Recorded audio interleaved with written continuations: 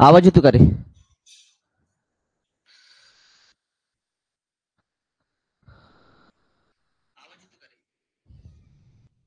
ठीक आहे चल.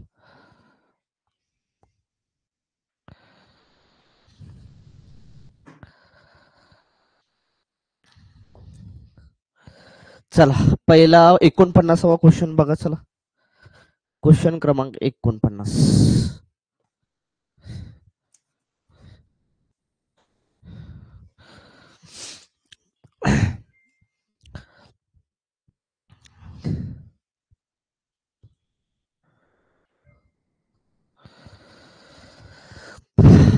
49वा क्वेश्चन बघा.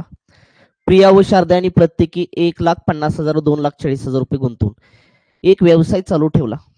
वर्षाच्या शेवटी 65,000 रुपये फायदा झाला तर दोघीमध्ये ते वाटा म्हटलं. दोघीमध्ये नफा जो 65,000 झालाय तो आपल्याला काय करायचं, वाटायचं राजा. आता आपण आलो टाईप क्रमांक 7 पर्यंत. आणि टाईप क्रमांक 7 मध्ये जेवढे एमपीएससी ला राज्यसेवा असतील, ग्रुप बी ग्रुप सी ला जेवढे एमपीएससी ला क्वेश्चन आहेत ते सगळे क्वेश्चन मी घेतलेले आहेत.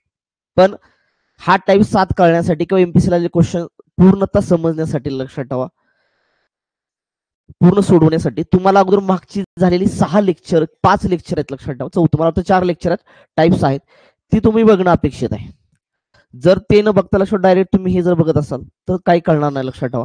कारण बेसिक कन्सेप्ट खूप महत्वाचे असतात आणि बेसिक कन्सेप्ट पहिल्यांदा क्लिअर करायचे असेल तर मागचे झाले लक्षात ठेवा 4 लेक्चर जे आहेत ते 4 लेक्चर योग्य प्रकारे काय करा तुम्ही ते बघून घ्या एकदा लक्षात ठेवा.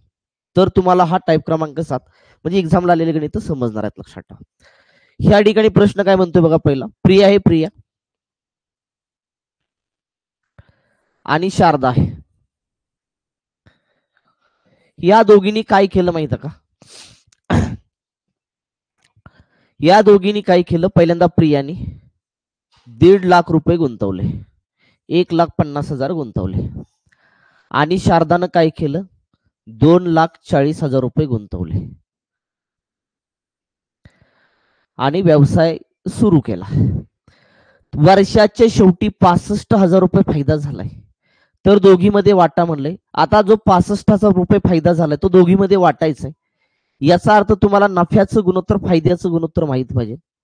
फायद्याचं गुणोत्तर तुमच्याकडे ते असेल राजा तरच तुम्ही तो नफा वाटू शकणार आहे 65,000.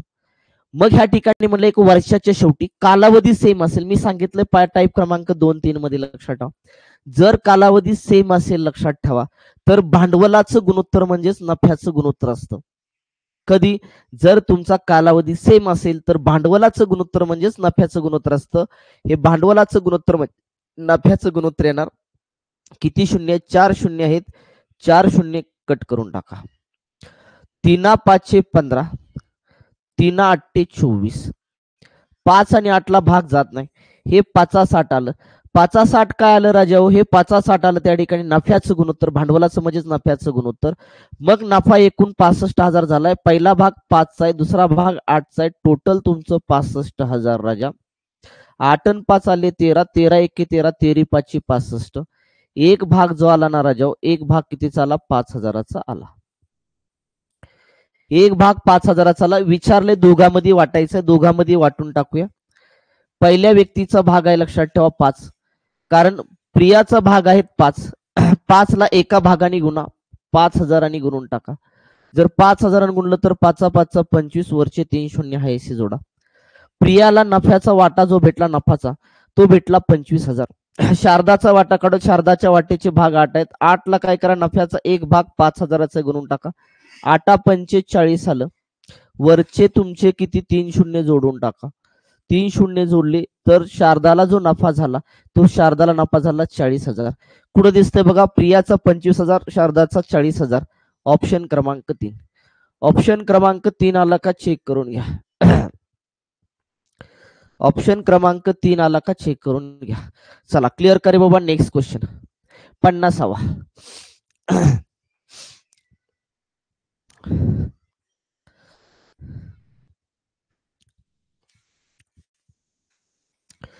बघा क्वेश्चन काय सांगतोय बघा, एकदा लक्ष द्या. प्रश्न राज्य सेवा पूर्व परीक्षा 2000 कितीला आला? 20 ला आलेला आहे. आपल्याकडे कोण कोण आहे? संजय आहे, पुन्हा अशोक आहे,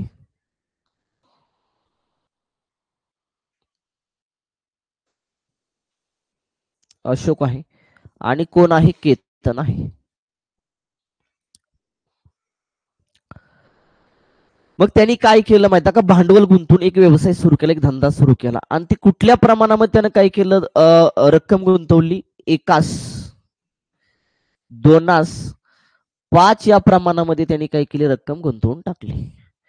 असं समजा की संजयनं 1 रुपया गुंतवला, अशोकनं 2 रुपये गुंतवलं आणि केतननं 5 रुपये गुंतवले. पुढे काय म्हणतं बघा, 4 महिन्यानंतर संजयने पूर्वी जेवढी गुंतवणूक केली होती तेवढीच पुन्हा गुंतवणूक केली. 4 महिन्यानंतर लक्षात ठेवा, पूर्वी जेवढी गुंतवणूक केली ती, पूर्वी गुंतवणूक किती केली संजयनं, 1 रुपया गुंतवणूक केली. मग पुढे लक्षात ठेवा, 4 महिन्यानंतर पूर्वी जेवढी गुंतवणूक केली तेवढीच रक्कम गुंतवली, म्हणजे अजून 1 रुपयाच गुंतवला त्यानं, लक्षात ठेवा. पण पहिले 4 महिने लक्षात ठेवा, पहिले 4 महिने त्याच्या व्यवसायामध्ये किती रुपये होते, 1च रुपया होता. मग त्या 1 रुपयावरती 4 महिन्याचं नफा काढायचा, लक्षात ठेवा. म्हणजेच काय करावं लागेल, भांडवलाला कालावधीनं गुणावं लागेल, मुदतीनं. मग 4 महिन्यानंतर काय केलं, पहिली जेवढी रक्कम गुंतवली तेवढीच रक्कम गुंतवली, म्हणजे अजून 1 रुपया गुंतवला, म्हणजे टोटल रक्कम झाली 2 राजा आणि 2 झाली. आणि ती पुढे 2 रुपये किती महिन्यासाठी होते, तर टोटल व्यवसाय हा 1 वर्षभर चाललाय, लक्षात ठेवा. म्हणजे 1 वर्ष म्हणजे 12 महिने चाललेला आहे. म्हणजे 12तून 4 महिने गेले, राहिले तुमचे 8. म्हणजे पुढचे 2 रुपये त्यांना 8 महिन्यासाठी गुंतवले. 1 रुपयावरचं लक्षात 4 महिन्याचा नफा आणि 2 रुपयावरचा 8 महिन्याचा नफा, संजयचा टोटल नफा अधिक करून टाका गुणोत्तरामध्ये. अशा आपण टाईप मागच्या टाईप मध्ये बघितलेत, लक्षात ठेवा. टाईप क्रमांक 6 मध्ये गणित सगळी. अशोकनं काय केलं माहिती का, सांगितलं, अशोक आणि केतन यांनी पूर्वीपेक्षा निम्मी केली गुंतवणूक, पूर्वीपेक्षा निम्मी केली. कधी, 4 महिन्यानंतर केतन आणि अशोकनं पूर्वी जेवढी रक्कम गुंतवली त्याची आता काय केली, रक्कम निम्मी केलेली आहे, भांडवल निम्म केलं. मग पहिलं जे भांडवल होतं अशोकचं, ते अशोकचं भांडवल किती महिन्यासाठी होतं, 4 महिन्यासाठी होतं. 4 महिने झाल्यानंतर त्यानं आपला पूर्वीच्या भांडवलाचे निम्मे भांडवल केलं, म्हणजे भांडवल 1 केलं राजा. आणि ते पुढच्या किती महिन्यासाठी, 8 महिन्यासाठी. कारण टोटल लक्षात ठेवा, व्यवसाय चालला तो 1 वर्ष चाललाय, 12 महिने. आणि मग अशोकचं 2 रुपयावरचं 4 महिन्याचा नफा आणि नंतर लक्षात ठेवा 1 रुपयाचा 8 महिन्याचा नफा, असं लक्षात ठेवा. टोटल नफा म्हणजे ऍडिशन करून टाका गुणोत्तरामध्ये. मग केतन काय केलं माहिती का, 4 महिन्यानंतर आपल्या पूर्वीच्या रकमेच्या किंवा पूर्वीच्या भांडवलाच्या अर्धी रक्कम केली. म्हणजे पहिले 5 रुपये जे गुंतवले त्यानं, ते किती महिन्यासाठी होते, 4 महिन्यासाठी होते. मग आता काय केलं त्यानं, अर्ध केलं, म्हणजे 2.5 केलं राजा, बरोबर ना रे. मग किती महिन्यासाठी, तर 8 महिन्यासाठी.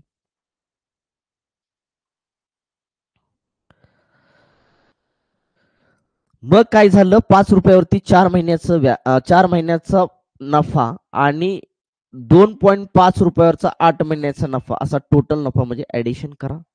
चला, 4 एके 4, 8 दोन्ही किती आलं, 16, 4 दोन्ही 8, 8 एके 8 राजा, बरोबर का रे.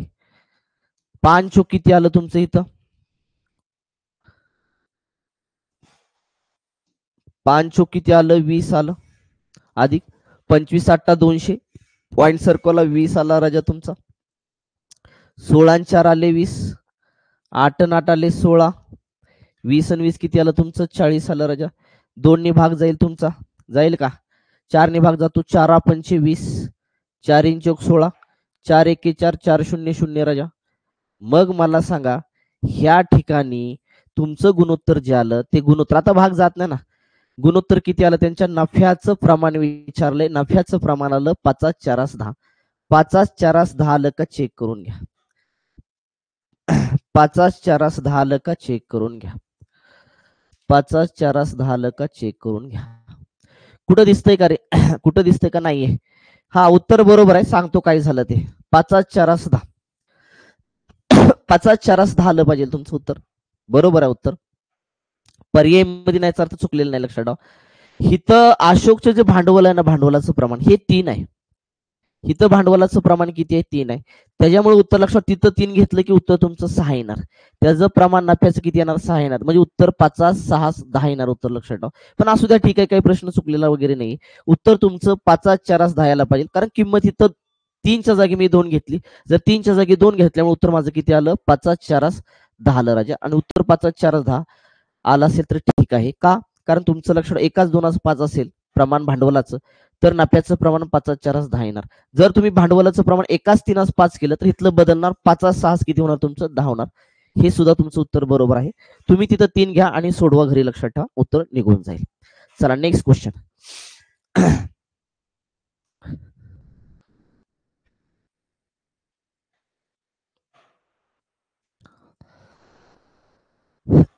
हरीने 4,500 रुपये भांडवल 2 वर्ष करता व रामने 6,000 रुपये 3 वर्षाकरता एका धंद्यात गुंतवले. त्या व्यवहारात एकूण 1,200 रुपये नफा मिळाल्यास हरीचा वाटा किती म्हटलेला आहे. प्रश्नाला लिपिक टंकलेखन मुख्य परीक्षा 2017. बघा कशा पद्धतीने सोडवायचं. जर तुम्ही मागचे लक्षात ठेवा सगळीच्या सगळी लेक्चर 4 लेक्चर बघितले असतील तर तुम्हाला हे लेक्चर काही अवघड जाणार नाही. पहिल्यांदा ते 4 लेक्चर व्यवस्थित बघून घ्या. हरीनं काय केलं माहिती का, आणि कोण आहे राम आहे. हरी आणि कोण आहे राम आहे. हरीनं काय केलं 4,500 रुपये गुंतवले. ठीक आहे 4,500 रुपये गुंतवले. रामने 6,000 रुपये गुंतवले. पण हरीनं 4,500 रुपये 2 वर्षासाठी गुंतवले. गुणाकारामध्ये 2 करा. कारण का, त्यांचा नफा काढायचा, हरीचा नफा काढायचा, नफ्याचं गुणोत्तर काढावं लागेल आपल्याला. आणि मग तुम्ही भांडवलाला मुदतीनं गुणलं तरच नफ्याचं गुणोत्तर येतं. मग हरीचा नफा काढण्यासाठी भांडवलाला त्याच्या मुदतीनं गुणा. रामचं भांडवल 6,000 आहे, त्याची मुदत त्यानं 6,000 रुपये 3 वर्षासाठी गुंतवलेले आहेत आणि व्यवहारात एकूण त्यांना 1,200 रुपये नफा मिळालाय. त्यांच्या नफ्याचा अगोदर गुणोत्तर तर काढा. इथल्या 2 शून्याला इथले 2 शून्य गेले राजा. 45 दोन्ही आले 90 आणि सायंत्रिक आले 18, वरचा 0. 90 एके 90, 90 दोन्ही किती, किंवा 9 शून्याला 0 गेला, 9 एक 9, 9 दोन्ही किती आलं तुमचं 18. त्यांच्या नफ्याचं प्रमाण जे आलं, नफ्याचं प्रमाण, ते नफ्याचं प्रमाण किती आलं, 1:2 आलं. नफ्याचं प्रमाण किती आलं, 1:2. हा इथं जरा गणित बदला. एकूण नफ्यापैकी रामला म्हणले, रामला नफा झाला, रामला एकूण नफ्यापैकी रामला 1,200 रुपये मिळाल्यास हरीचा वाटा किती होईल. तो एकूण नफा नाही रे 1,200 रुपये, तो नफा कुणाचा आहे, तो नफा आहे लक्षात ठेवा रामचा. मग रामच्या नफ्याचे भाग किती आहेत रे, 2 आहेत. कारण हे गुणोत्तर जे आलं ना, हे गुणोत्तर कशाचं आलं, नफ्याचं गुणोत्तर आलं. का नफ्याचं गुणोत्तर आलं राजा, कारण आपण भांडवलाला मुदतीनं गुणलं की नफ्याचं गुणोत्तर येतं. मग रामचे भाग किती आहेत रे, 2 आहे. मग रामचा नफा किती आहे, 1,200 आहे. एक भाग काढा, बेसक्क 12. एक भाग किती चालला, 600 आला, 600चा एक भाग 600 आला. विचारले हरीचा वाटा किती, अरे हरीच्या नफ्याचे भाग किती आहेत, एकच आहे. म्हणजे हरीचा नफा सुद्धा जो आला ना, हरीचा नफा तो सुद्धा किती आला, 600 आला, 600. कुठं दिसतंय बघा, ऑप्शन क्रमांक 4. ऑप्शन क्रमांक 4 आला का चेक करून घ्या. Next question.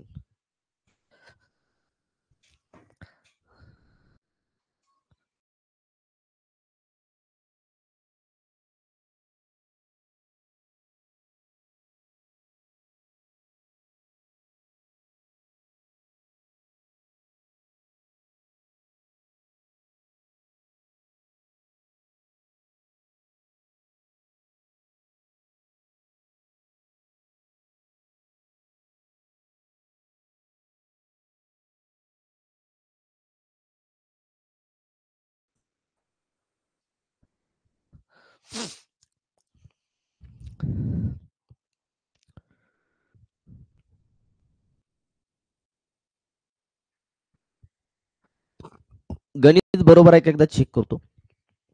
अमर अकबर यांनी 1 जानेवारीला भागीदारी व्यवसाय चालू केला. ठीक आहे. अनुक्रमे 5,000, 8,000 आणि 1 जून 1 सप्टेंबरला गुंतवले. वर्षा शेवटी त्यांना 4,120 रुपये इतका फायदा झाला असला. अँथनीला लाभ किती मिळाला विचारले. वन सेवा पूर्व परीक्षा 2016 ला प्रश्न विचारलाय. बघा कसं सोडवायचं, इकडे लक्ष द्या. मला सांगा आहेत कोण कोण रे, आहेत आपल्याकडे ते कोण कोण. अमर आहे, अकबर आहे, अँथनी आहे.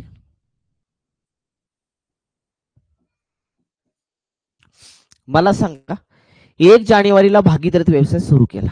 1 जानेवारीला व्यवसाय सुरू केला. ठीक आहे चला. अमरने 1 जानेवारीला 3,000 रुपये गुंतवले अमरनं काय केलं, 1 जानेवारीला गुंतवलं किती, 3,000. त्यानं भांडवल गुंतवलं 3,000 1 जानेवारीला. गणित वाचत गेल्यावर लक्षात येते की वर्षाच्या शेवटी त्यांना 4,120 रुपये नफा झालाय. वर्षाच्या शेवटी 4,120 रुपये नफा झालाय, याचा अर्थ जो व्यवसाय आहे तो 1 वर्षभर चाललाय. 1 वर्ष म्हणजे 12 महिने चाललेला आहे. ठीक आहे. मग पुढे काय झालं, 1 जानेवारीला गुंतवलं. अकबर अँथनीनी अनुक्रमे अकबरनं गुंतवलं 5,000 रुपये, अँथनीनं गुंतवलं 8,000 रुपये. पण अकबरनं गुंतवलं 1 जूनला आणि अँथनीनं गुंतवलं 1 सप्टेंबरला.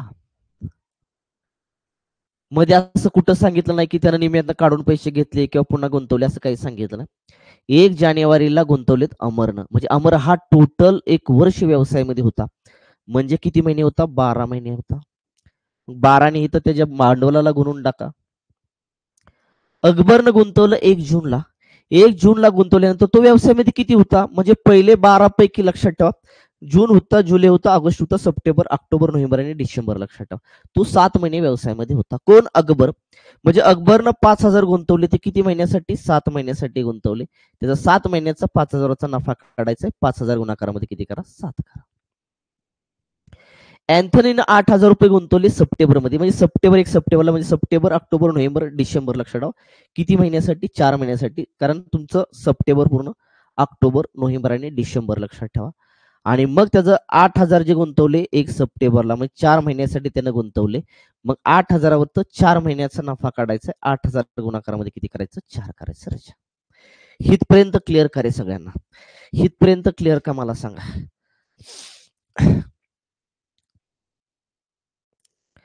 हितपर्यंत क्लिअर का मला सांगा. मग आता काय करायचं, भाग द्यायचा आहे. हित गुणोत्तरल्या, हित गुणोत्तरल्या, हे सगळं नफ्याचं गुणोत्तर येणार, कारण भांडवलाला मुदतीने गुणलं की नफ्याचं गुणोत्तर मिळत असते. 3 0 कटवून टाकूया, 3 0 कटवून टाकूया, 3 0 कटले. भाग कितीने जातोय का बघा. 12 2 24, 12 3 36, 7 5 35 आणि 8 चोक किती आलं, 32. भाग जात नाही राजा, भाग जात नाही. त्यांच्या नफ्याचं गुणोत्तर आलं 36 35 32. म्हणजे अमरचा नफा आला 36, अकबरचा नफा आला 35, अँथनीचा नफा आला 32. राजा, पुढे सांगितले वर्षाच्या शेवटी त्यांना 4,120 रुपये इतका फायदा झाला असल्यास अँथनीला नफा किती झाला.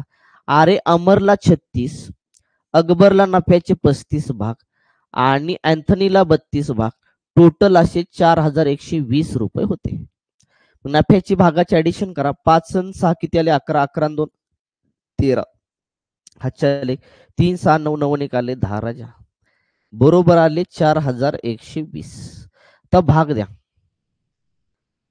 103 चोक 12, 4 त्रिक 12, 4 1 4, 103 चोक 412. राजा, एक भाग जो आला ना, तो एक भाग आला 40.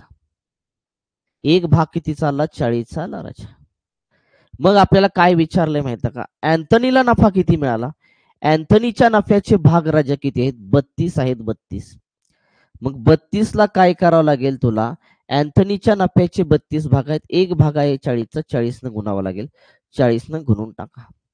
4 2 8, 4 त्रिक 12, वरचा 0 तसाच, 1,280. अँथनीला जो नफा झाला तो झाला 1,280. कुठं दिसतंय बघा, ऑप्शन क्रमांक 2.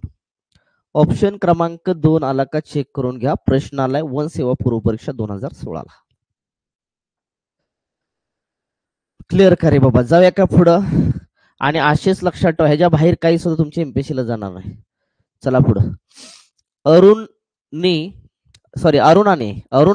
12,000 रुपये भांडवल गुंतवून एक व्यवसाय सुरू केला. ठीक आहे, चला. ती म्हणते की 4 महिन्यानंतर विनयने 15,000 रुपये गुंतवणूक करून भागीदारी स्वीकारली. ठीक आहे, स्वीकारली म्हणा. वर्षाअखेर त्यांना व्यवसायात एकूण 2,200 रुपये नफा झाला किंवा मिळाला, तर विनयचा नफ्यातील हिस्सा किती विचारलेला आहे. प्रश्नाला कर सहाय्यक परीक्षा 2015 ला. बघा कशा पद्धतीनं सोडवायचा. हा आहे कोण कोण रे, अरुण आहे, दुसरा कोण आहे, विनय आहे. मग अरुणानं काय केलं लक्षात ठेवा, 12,000 रुपये गुंतवले आणि व्यवसायामध्ये सामील झाली. 12,000 गुंतवून व्यवसाय काय केला, सुरू केला. 4 महिन्यानंतर विनयनं 15,000 रुपये गुंतवलेत. गुंतवणूक करून भागीदारी स्वीकारली. वर्षाखेर म्हणले. अरुणा ही पूर्ण वर्षभर व्यवसायामध्ये होती. कारण विनय 4 महिन्यानंतर आलाय की, पण सुरुवातीपासून अरुणा होती. म्हणजे वर्षाखेर म्हटलं याचा अर्थ पूर्ण वर्षभर हा व्यवसाय होता. आणि एका वर्षामध्ये 12 महिने असतात. म्हणजे अरुणा ही पूर्ण 12 महिने होती. गुणिले किती करायचं, 12. कारण भांडवलाला मुदतीनं गुणलं की तुम्हाला अरुणाचा काय निघून जाईल, नफा निघून जाईल. पुढे चला. 4 महिन्यानंतर विनय आला आणि त्यानं काय केलं, 15,000 रुपये गुंतवले. विनयनं गुंतवलं 15,000 रुपये राजा, आणि तो 4 महिन्यानंतर आलाय. म्हणजे पहिले 4 महिने तो व्यवसायामध्ये नव्हता. म्हणजे 12 मधून 4 महिने कट करून टाका, राहिले तुमचे किती, 8. म्हणजे 8 महिने तो व्यवसायामध्ये होता. आणि मग 15,000ला तुम्ही जर काही केलं, 8 ने गुणलं तर तुम्हाला निघेल, लक्षात ठेवा त्या ठिकाणी, नफ्याचं गुणोत्तर. मग अरुणाचा नफा आणि विनयच्या नफ्याचं गुणोत्तर काढूया. किती शून्य कॅन्सल होतात बघा. इथे एक शून्य जास्त झाला का रे, इथले 3 शून्य आणि इथले 3 शून्य कॅन्सल. अजून काय कॅन्सल होते का बघा. 4 त्रिक 12, 4 दोन्ही 8, पुन्हा 3 5 15, 3 1 3. ठीक आहे, चला राहिले 12, राहिले 5 दोन्ही किती, 10. पुन्हा भाग जातो की रे, जातो पुन्हा भाग. बे सक्क 12, बे पंचे 10, 6 किती आलं, 5. त्यांच्या नफ्याचं गुणोत्तर, अरुणा आणि विनयच्या नफ्याचं गुणोत्तर आलं 6 5 आलं. म्हणजे नफ्याचे अरुणाचे भागाले 6 आणि विनयचे भागाले 5. आता काय झालं माहिती का, त्या दोघांना मिळून एकूण नफा 2200 रुपये झालाय. अरुणाच्या नफ्याचे भाग 5 आहेत, विनयच्या नफ्याचे भाग, सॉरी, अरुणाचे नफ्याचे भाग 6 आहेत. अरुणाच्या नफ्याचे भाग 6 आहेत, विनयचे 5 आहेत. 6 अधिक 5 म्हणजे 11, आणि 11 म्हणजेच टोटल रुपये 2200. 11 एके 11, 11 दोन्ही 2200, वरचे 2 शून्य तसंच, किंवा 11 एके 11, 11 दोन्ही आलं 22, वरचे 2 शून्य तसेच जोडा. एक भाग जो आला ना, तो एक नफ्याचा भाग किती आला, एक नफ्याचा भाग जो आला तो आला 200चा. मग काय विचारले, लक्षात ठेवा, विनयचा नफ्यातील हिस्सा किती. विनयच्या नफ्यातील हिस्सा 5 भाग आहेत राजा. 5 गुणाकारामध्ये 200 करा, तुम्हाला कुणाचा नफा मिळून जाईल, विनयचा नफा. विनयचा नफा 5 दोन्ही 10, वरचे 2 शून्य जोडा. विनयला जो नफ्यातील भाग मिळाला तो मिळाला 1000 रुपये. 1000 कुठं दिसतंय का बघा, 1000 1000 1000, ऑप्शन क्रमांक 2. ऑप्शन क्रमांक 2 ह्याला का चेक करून घ्या.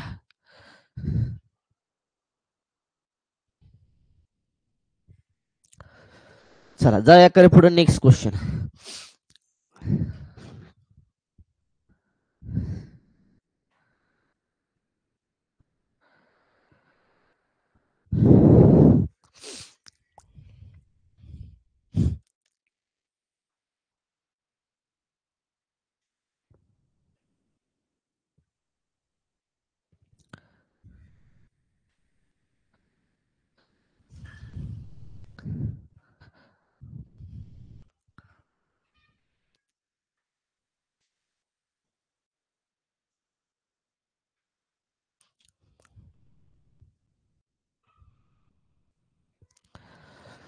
कोण कोण आहे बघा. चला 54वा क्वेश्चन.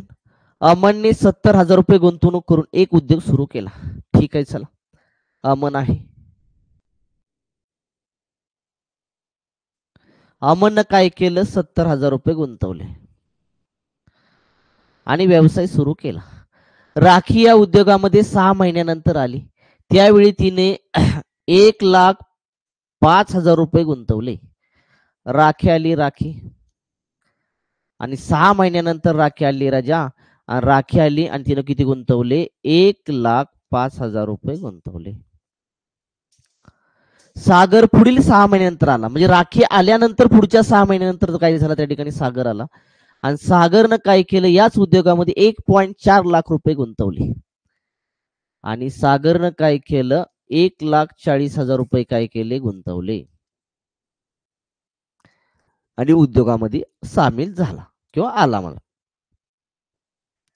पुढे सांगितले जर 3 वर्षानंतर या उद्योगातील नफा अमन, राखी व सागर यांच्यामध्ये वाटवायचं असेल तर कोणत्या प्रमाणामध्ये वाटावा? म्हणजे तिघांना मिळणाऱ्या नफ्याचं प्रमाण तुम्हाला विचारलेलं आहे. नफ्याचं प्रमाण आपण कसं काढतो? भांडवलाला मुदतीनं गुणलं की नफ्याचं प्रमाण निघत असतं. मग आपल्याला काय करावं लागेल? अमनचं भांडवल आहे, राखीचं पण भांडवल आहे, सागरचं पण भांडवल आहे. फक्त ह्याला त्याच्या कालावधीनं समयनं काय करावं लागेल? तुम्हाला गुणावं लागेल. लक्षात मुदतीनं गुणावं लागेल. त्यांच्या नफ्याचं गुणोत्तर निघेल. मग हित व्यवसाय पूर्ण किती वर्ष चालला? हित व्यवसाय पूर्ण 3 वर्ष चालला.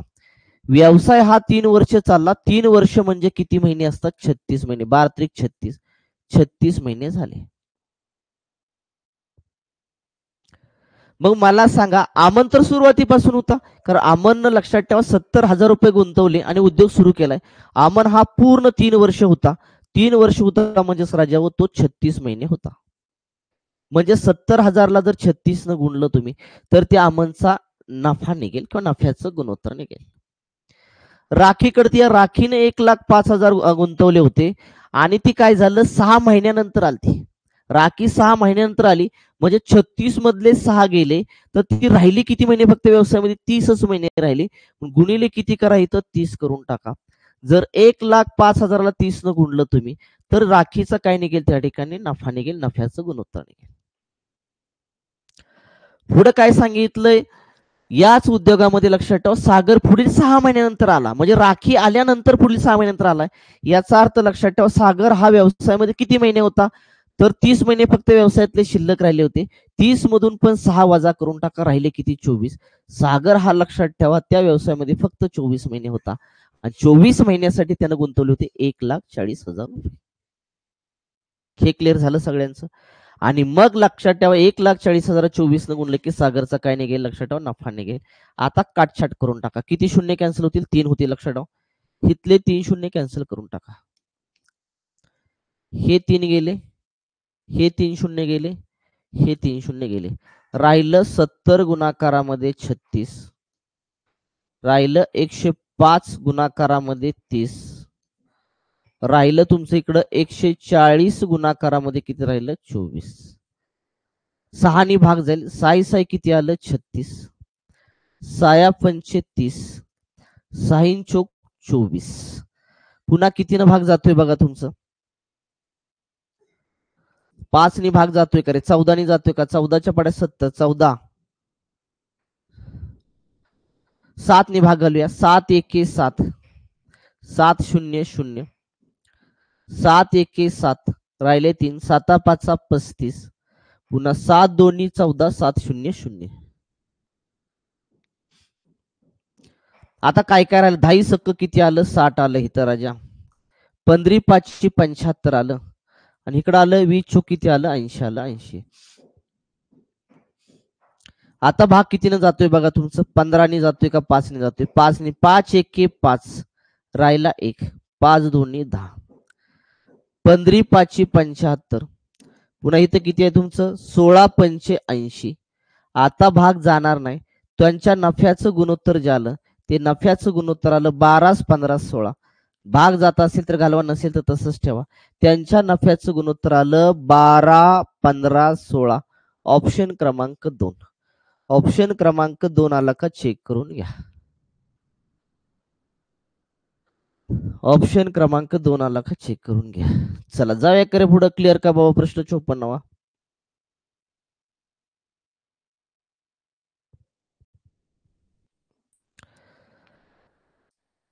चला जाऊया पुढं. Next question 55.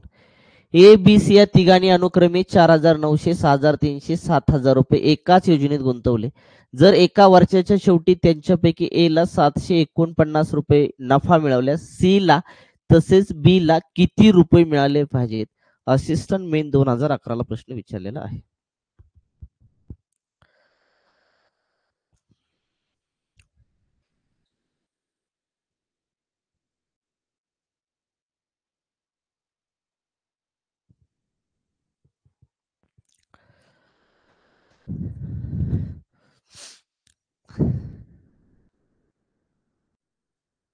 चला लक्ष द्या. कोण कोण आहे आपल्याकडे? ती ए आहे, बी आहे आणि सी आहे. या तिघांनी काय केलं, अनुक्रमे 4,900, ए न 4,900 रुपये गुंतवले, बी न 6,300 रुपये गुंतवले आणि सी न काय केलं, 7,000 रुपये गुंतवले. एका वर्षाच्या शेवटी म्हणतंय, एका वर्षाच्या शेवटी म्हणलं की याचा अर्थ लक्षात ठेवायचं, व्यवसाय हा लक्षात ठेवा 1 वर्ष चालला आणि 1 वर्ष म्हणजे फक्त व्यवसाय हा 12 महिने चालला. मग त्याच्यापैकी एला 749 रुपये नफा मिळाला. एला 749 रुपये नफा मिळालेला आहे आणि एका वर्षाच्या शेवटी म्हणते, लक्षात ठेवा याचा अर्थ कालावधी सेम आहे. तिघांचा पण कालावधी सेम आहे आणि जर कालावधी सेम असेल तर मी सांगितले मागच्या लेक्चरला, लक्षात ठेवा 4 लेक्चर मध्ये सांगतोय सारखंच, की भांडवलाचं गुणोत्तर म्हणजे नफ्याचं गुणोत्तर असतं. भांडवलाचं गुणोत्तर म्हणजे कुणाचं असतं, नफ्याचं गुणोत्तर असतं राजा. कधी, जेव्हा तुमचा कालावधी कसा असतो त्या ठिकाणी सेम असतो, सारखा असतो. फक्त भांडवलाचं गुणोत्तर काढा, ते तुमच्या नफ्याचं गुणोत्तर मिळून जाईल. भांडवलाचं आपण गुणोत्तर काढून घेऊया राजा, म्हणजे आपल्याला नफ्याचं गुणोत्तर मिळेल, कारण कालावधी सेम आहे. 2 शून्याला 2 शून्य कटले, भाग द्या, 7 7 49, 7 9 63, 7 1 7 7 0 0. त्यांचं नफ्याचं गुणोत्तर जे आलं ना, त्यांच्या नफ्याचं गुणोत्तर आलं राजा 7 9 10. त्यांच्या नफ्याचं गुणोत्तर किती आलं, 7 9 किती आलं, 10 आलं. मग म्हणतं ए ला 749 रुपये नफा झाला. ए च्या नफ्याचे भाग किती आहेत रे, 7 आहेत. ए च्या नफ्याचे भाग 7 आहेत, तर 749 ला 7 नी भागा, तुम्हाला एक नफ्याचा भाग मिळेल, एक भाग काढून घ्यायचा आहे. 7 1 7 7 0 0, कारण 7च्या पाड्यामध्ये 4 नाही, मग 0, 49 तयार झाले आणि 7 7 49, एक भाग जो आला ना राजा, तो आला 107चा. एक भाग आपल्याला मिळून गेला 107 रुपयाचा. मग आता आपल्याला विचारलंय सी ला तसेच बी ला किती रुपये मिळाले. अरे सी ला किती रुपये मिळाले, सी चा नफा बरोबर, सी चा नफा बरोबर, सी च्या नफ्याचे भाग किती आहेत, 10 गुणिले 10, म्हणजे 10 गुणिले किती करायचं, 107 करायचं. मग किती आलं तुमचं इथं, 107 वरती शून्याला 1070 रुपये. सी ला जो नफा भेटला, तो सी ला नफा भेटला 1070 रुपये. बी चा नफा काढूया आपण, बी चा नफा राजा, बी चा नफा काढून टाकूया. बी च्या नफ्याचे भाग किती आहेत तुमचे, बी च्या नफ्याचे भाग आहेत 9. 9 गुणाकारामध्ये करायचं आपल्याला 107, कारण नफ्याचा एक भाग 107 आहे. 9 7 63, 9 1 9. बी ला मिळाले 963, सी ला मिळाले 1070 राजा. ऑप्शन मध्ये कुठं दिसतंय का बघा, 963 1070, ऑप्शन क्रमांक 1. ऑप्शन क्रमांक 1, इकडं बी आणि तिकडं सी पाहिलं होतं, इकडं तिकडं झालेलं आहे. कारण बी इथं बी लिहा, इथं बी ला आणि तसेच सी ला असं करा, म्हणजे बरोबर ते होऊन जाईल. तर बसेल पर्याय मधलं का दुसरा आहे असं काय पर्याय नाहीये, पहिलाच आहे. म्हणजे बी च्या अगोदर रक्कम आली पहिले 963 आणि नंतर सी ची रक्कम आली पहिले 1070. क्लिअर का रे बाबा, हे क्लिअर का. चला नेक्स्ट क्वेश्चन. कृष्णाने 9,000 रुपये गुंतवणूक करून एक व्यवसाय सुरू केला. 4 महिन्यानंतर राणीने 12,000 रुपये गुंतवून भाग घेतला. वर्षाच्या शेवटी 2,550 रुपये नफा होत असल्यास राणीला किती रुपये मिळाले पाहिजेत असं विचारलेलं आहे. प्रश्नाला राज्य सेवा पूर्व 2012 ला.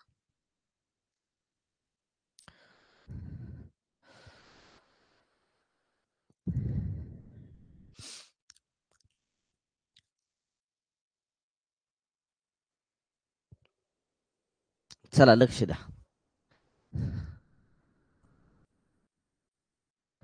कोण कोण आहे आपल्याकडे, ती कृष्ण आहे आणि दुसरं कोण आहे, राणी आहे. मग काय झालं, कृष्णाने 9,000 रुपये गुंतवले. कृष्णाने 9,000 रुपये गुंतवले आणि व्यवसाय सुरू केला. 4 महिन्यानंतर राणीने 12,000 गुंतवले, भाग घेतला. वर्षाच्या शेवटी म्हणले, याचा अर्थ वर्षाच्या शेवटी म्हणजे व्यवसाय हा 1 वर्ष चाललाय, 12 महिने, आणि कृष्णा हा टोटल 12 महिने तो व्यवसायामध्ये होता. मात्र लक्षात ठेवा, व्यवसाय सुरू झाल्यानंतर 4 महिन्यानंतर राणीने एंट्री केली, म्हणजे 4 महिने राणी व्यवसायामध्ये नव्हती. म्हणजे फक्त किती महिने व्यवसायामध्ये होती, फक्त ती 8 महिने व्यवसायामध्ये, 8 महिने व्यवसायामध्ये होती. आणि त्या 8 महिन्यासाठी तिने किती गुंतवले, 12,000 रुपये गुंतवले. जर भांडवलाला मुदतीने गुणलं की नफ्याचं गुणोत्तर मिळत असतं. नफ्याचं गुणोत्तर काढून घ्या. 3 शून्याला 3 शून्य कटले. 12ला 12 कट झाला राजा. राहिला 9, तिकडं राहिला 8, भाग जात नाही. त्या दोघांच्या नफ्याचं गुणोत्तर जे आलं ते नफ्याचं गुणोत्तर आलं 9:8. मग विचारले राणीला किती रुपये नफा मिळाला. वर्षाच्या शेवटी त्यांना नफा जो झालाय तो 2550 झालाय राजा. म्हणजे नफ्याचा एक भाग काढा. कृष्णाचे 9 नफ्याचे भाग, राणीचे 8 भाग, टोटल किती होतात 2550 राजा. 9 आणि 8 किती आले तुमचे 17. 17 बरोबर 2550. 17 एके 17. 25 मधून 17 गेले लक्षात ठेवा. राहिले किती 8. 17 5 85. 17 0 0. एक भाग जो आला ना तो एक भाग आला राजा 150चा. क्लिअर करे बाबा. एक भाग कसा काढला, कारण कृष्णाचे 9 भाग नफ्याचे, राणीचे 8 भाग नफ्याचे, टोटल भाग 17. 17 म्हणजेच लक्षात ठेवा 2550 रुपये नफा झालेला आहे. एक भाग काढून घेतला, एक भागाला 150चा राजा.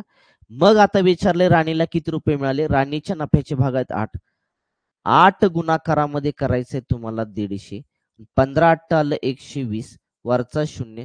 राणीला जो नफा भेटला तो नफा भेटला 1200 रुपये. कुठं दिसतंय बघा, ऑप्शन क्रमांक 2. ऑप्शन क्रमांक 2 आला का चेक करून घ्या.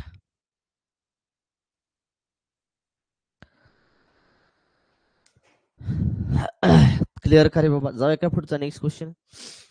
चला नेक्स्ट क्वेश्चन 57.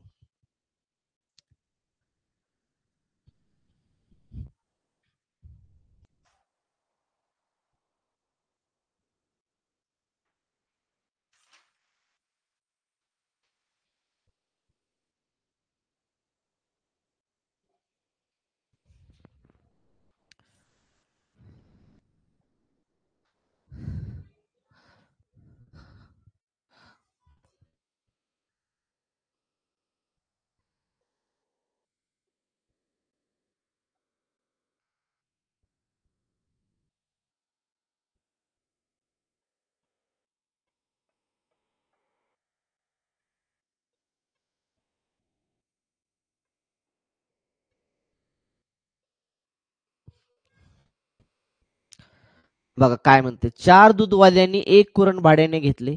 एम ने 16 गाई 3 महिन्यापर्यंत, एन ने 20 गाई 4 महिन्यापर्यंत, ओ ने 18 गाई 6 महिन्यापर्यंत, पी ने 42 गाई 2 महिन्यापर्यंत चारल्या. जर एम ला 2400 रुपये भाडे द्यावे लागले असेल तर ओ ला किती रुपये भाडे द्यावे लागले.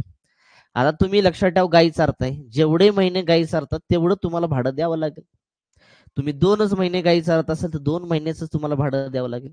तुम्ही 6 महिने गाई चारत असाल तर 6 महिन्याचं तुम्हाला भाडं द्यावं लागेल. म्हणजे त्या 2 महिन्यामध्ये गाई किती चारा खातील तेवढ्या हिशोबाने तुम्हाला काय करावं लागेल, भाडं द्यावं लागेल. लक्षात ठेवा. मग आपल्याकडे 4 दूधवाले आहेत. कोण कोण आहेत. यम आहे, पुन्हा यन आहे, पुन्हा कोण आहे, ओ आहे, आणि पुन्हा आहे पी आहे, पेराच्या.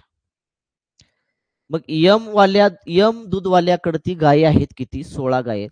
आणि त्यानं 16 गायी लक्षात ठेवा किती महिने चारल्यात, 3 महिने चारल्यात. पुन्हा एन दूधवाला आहे त्याच्याकडे ती 20 गायी आहेत. त्याने 20 गायी किती महिन्यापर्यंत चारल्यात, 4 महिन्यापर्यंत चारल्यात. ओ दूधवाल्याकडे ती 18 गायी आहेत. 18 गायी त्यानं 3 महिन्यापर्यंत चारल्यात राजा. नाही नाही, 6 महिन्यापर्यंत चारल्यात. त्यानं 6 महिने चारले, 6 महिन्यापर्यंत चारल्या. आणि पी दूधवाला त्यानं त्याकडे 42 गायी आहेत आणि 42 गायी त्यानं फक्त 2 महिन्यापर्यंत चारल्यात. मग आता लक्षात ठेवा, ह्यांना जेवढं तुम्ही काय करताय, महिने गायी चारताय, लक्षात ठेवा तेवढं भाडं द्यावं लागेल. भाड्याचं गुणोत्तर काढून घ्या. भाड्याचं गुणोत्तर काढण्यासाठी लक्षात ठेवा भाग द्यावा लागेल. लक्षात ठेवा आता इथं फक्त. चला कितीनं भाग जातो बघा तुमचा इथं. 4नी 4नी 4नी 4नी 2नी भाग जातो का. ठीक आहे 2नी. 2 8 16, 2 1 2 2 0 0 राजा, 2 9 18, 2 1 2. आता कुठं भाग जातोय का बघा. 8 तरी किती आलं इथं 24. ठीक आहे, गुणाकार करतो मी, लक्षात येईल. 10 चोक किती आलं तुमचं 40 आलं. 9 सख्खी किती आलं 54 आलं. आणि इथं किती आलं तुमचं 42 आलं. 42 दोन्ही भाग जातो. 2 1 2, 2 2 4, 2 2 4, 2 0 0, 2 2 4, राहिला एक, 2 7 14, 2 2 4, 2 1 2. आता लक्षात ठेवा भाग जातो का बघा, 12, 20, 27, 21 ला भाग जातो. हिथं हिथं इथं जाईल पण हिथं नाही जाणार, हिथं हिथं 2 जाईल पण इकडं नाही जाणार. त्यांच्या भाड्याचं गुणोत्तर आलं, भाड्याचं गुणोत्तर आलं 12, 20, 27, 21. आलं का चेक करा बाबा. आता मग आपल्याला पुढे जायचंय, भाडं काढायचं. हितपर्यंत आलं का सगळ्याच बघा. आणि एवढं पण करायची गरज नाही, तुम्ही डायरेक्टली पण उत्तर काढू शकता. हे काढलं ठीक आहे, मी डायरेक्ट कसं काढायचं ते पण सांगतो. मग आता काय म्हणलंय माहिती का, लक्षात ठेवा. आता म्हणलंय लक्षात ठेवा, यम ला जे यम न भाडं दिलंय, यम न भाडं 2400 रुपये दिले. यम च्या भाड्याचं गुणोत्तर किती आले रे, 12. 12 म्हणजेच किती, 12. यम च भाड्याचं गुणोत्तर आलंय 12. 12 म्हणजे 2400. 12 म्हणजे 2400. 12 एके 12, 12 दोन्ही 24, वरचे 2 शून्य. भाड्याचा एक भाग आला 200चा. भाड्याचा एक भाग किती आला, 200चा आला राजा. मग ओ ला किती भाडे द्यावे लागले विचारले. ओ च्या भाड्याचे भाग किती आहेत बघा, 27. ओ चे भाडे बरोबर ओ च्या भाड्याचे भाग आहे 27. 27 गुणाकारामध्ये 200 करा. 27 दोन्ही आलं 54, वरचे 2 शून्य जोडा. 5000 किती आलं, 400.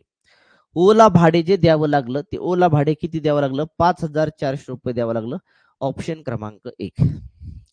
ऑप्शन क्रमांक 1. पण आता परीक्षेमध्ये हे करायचं का एवढं सगळं, जे विचारलंय तेवढंच करायचं राजा. आपण परीक्षा देतोय आणि परीक्षेमध्ये हे सगळं डिटेलमध्ये काढत बसायची गरज आहे का सगळ्यांचं. प्रश्न नीट वाचायचा आणि विचारलंय काय.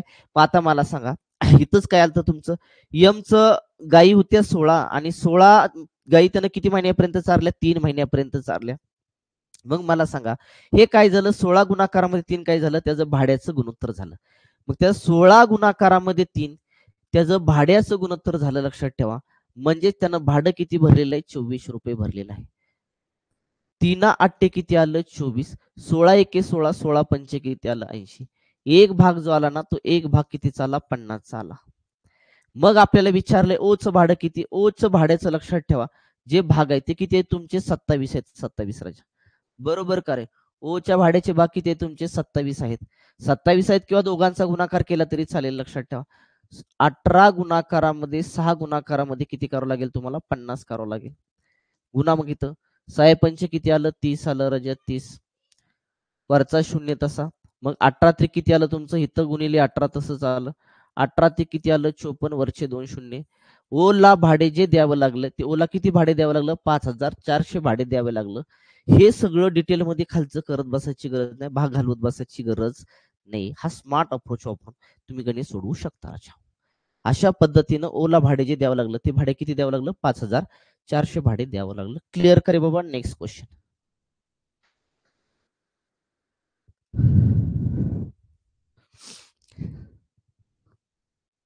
चला लास्ट क्वेश्चन आहे.